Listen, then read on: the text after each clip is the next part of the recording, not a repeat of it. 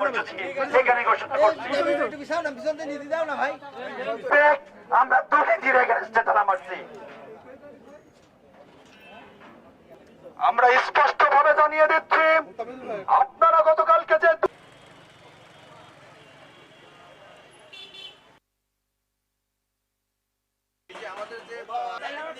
কোটা না মেধা, আপোষ না ডাইরেক্ট অ্যাকশন, দুর্নীতিবাজের বিরুদ্ধে কোটা না মেধা, দুর্নীতি নীতিবাজদের বিরুদ্ধে, সিভিল সার্জনের বিরুদ্ধে, দিনের পরীক্ষায় রাতে কেন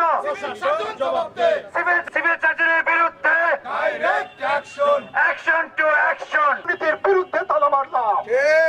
এই ধরনের অপরাধে যদি ডক্টর মোহাম্মদ হাফিজেও তালা পড়বে।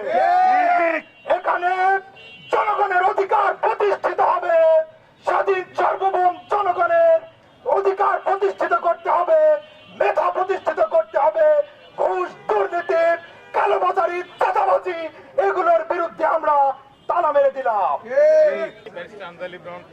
কুষ্টিয়া জেলার আহ্বায়ক, আমরা আজকে এখানে তালা মারলাম। গতকালকে সিভিল সার্জনের একটা পরীক্ষা হওয়ার কথা ছিল, সেই পরীক্ষা গতকালকে দিনের বেলা হবে। তার আগে